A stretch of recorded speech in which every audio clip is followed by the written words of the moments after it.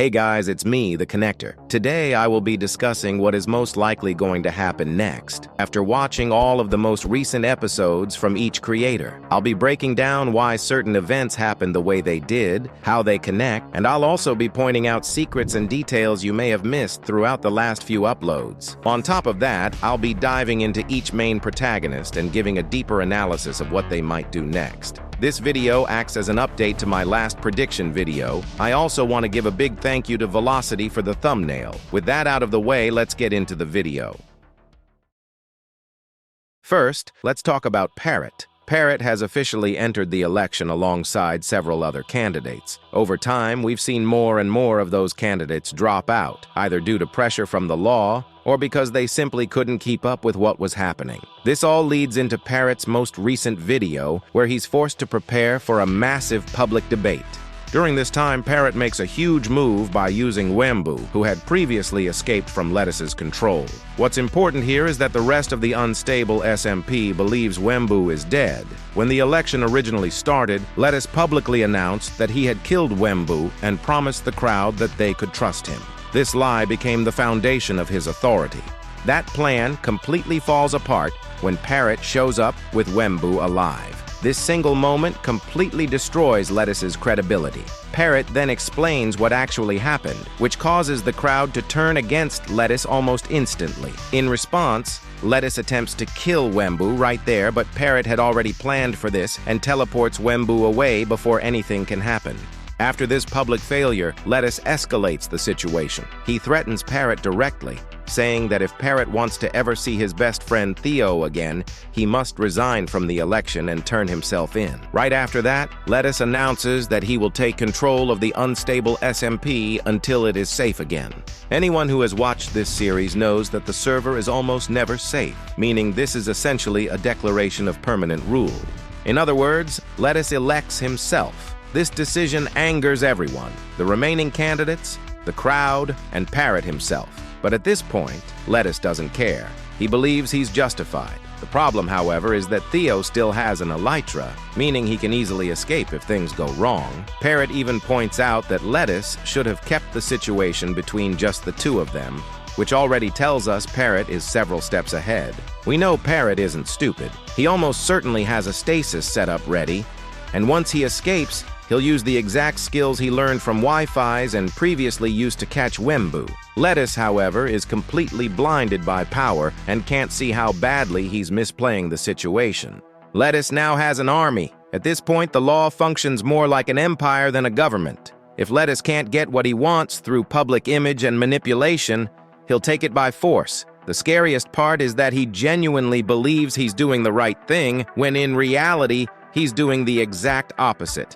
Across these last few episodes, Lettuce has taken loss after loss. He lost control of the narrative, lost Wemmbu, and lost public trust. On top of that, he's hiring the worst possible people to fight for him, including characters that clearly aren't competent. He also lost Ouroboros, who was one of his smartest commanders. Deputy Ace is clearly approaching a breaking point, and Lettuce has absolutely noticed this. Before we move on to Wemmbu, I want to break down an extremely important question. How did the law always know Parrot and Wembu's location? My theory is that Ouroboros, the smartest commander in the law, blackmailed CoinMonkey in some way. This might sound wild at first, but there are several details that support it. CoinMonkey is visibly upset during these encounters, even though he eventually hands over a Nautilus. That already feels off. If CoinMonkey truly had an issue with what was happening, helping Parrot would only put him at risk. On top of that, mobs are incredibly rare on the Unstable SMP. CoinMonkey willingly giving up 2 mounts makes no sense unless he was being forced to. This also explains why the law was able to find Parrot and Wemmbu in areas that were supposed to be secret. It's very possible this was a sting operation. CoinMonkey may have been forced to convince them that there was a safe smuggling route through law territory, only for them to be ambushed once they felt secure. This would explain how Ouroboros knew Parrot would visit the cemetery. Either he extracted that information from CoinMonkey after Parrot left, or the entire thing was planned from the beginning. Now let's talk about Wemmbu. In Wembu's recent POV, we finally see where he teleported. He lands near an ender pearl cannon that we've previously seen in one of Spoke's videos. That cannon originally led toward Jamto P's base and even the Farlands. However, this is a different cannon entirely, which means it's not pointing toward Serpent-bound's territory. Instead, this suggests Wemmbu is heading toward Jamto P's side of the world. That's extremely important because this opens the possibility of accessing the Forge rather than orbital strike cannons.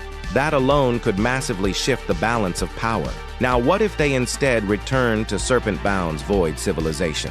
That would create massive conflict. Serpent-bound would be far more prepared than last time, and it could result in an all-out war between factions.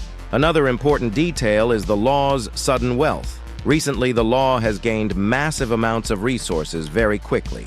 It doesn't feel like it came from Clown, and that leaves Serpent-bound as a possible source. It's possible Serpent-bound trusted Lettuce and was manipulated, or there's another source we haven't fully seen yet. We still don't have a clear answer for how the Law became so rich so fast. With Wembu's new weapons, it's also possible we'll see Egg-chan re-enter the story with upgrades of his own.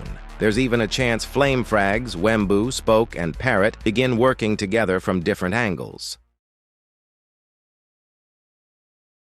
Now let's move on to FlameFrags. FlameFrags only needs one more trainer, and that trainer is almost certainly Theo. The last time we saw Theo, he was about to be jumped by two commanders, which gives us two possible outcomes.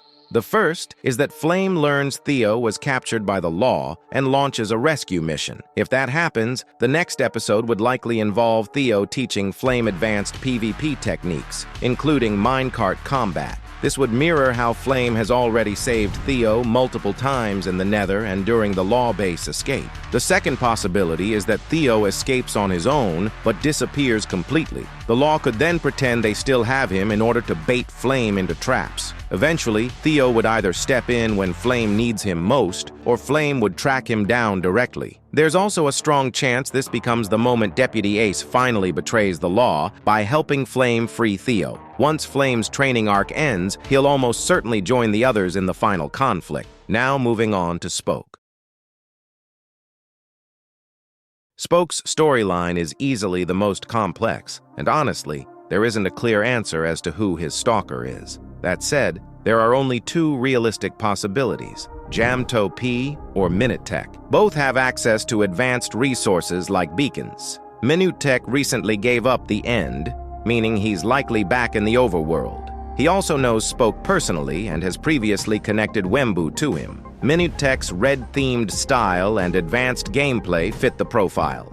Jamto P is also possible, especially if invisibility glitches are involved. However, Jamto P openly dislikes Spoke, which makes the motivation questionable. Meanwhile, Minute-Tech and Spoke are on relatively good terms, which makes the mystery even deeper. This storyline deserves its own video, and I'll be covering that soon. So how does all of this end? I believe we're heading toward a final battle on the scale of Infinity War. The Law versus the entire Unstable SMP.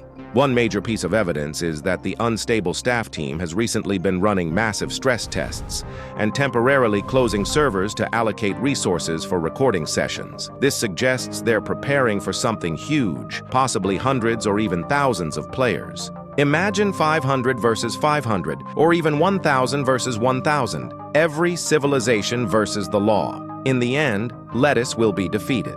The players will likely try to crown Parrot, but Parrot won't accept absolute power. Instead, he'll probably distribute authority among the remaining candidates. Flame will finally learn that teamwork isn't weakness. Wemmbu will be free again, and Spoke will no longer be hunted. That's everything I have for you guys. I know this was a long one, but there's a lot more coming soon. Make sure to like, subscribe, and join the Discord. It's been me, the Connector, now disconnecting.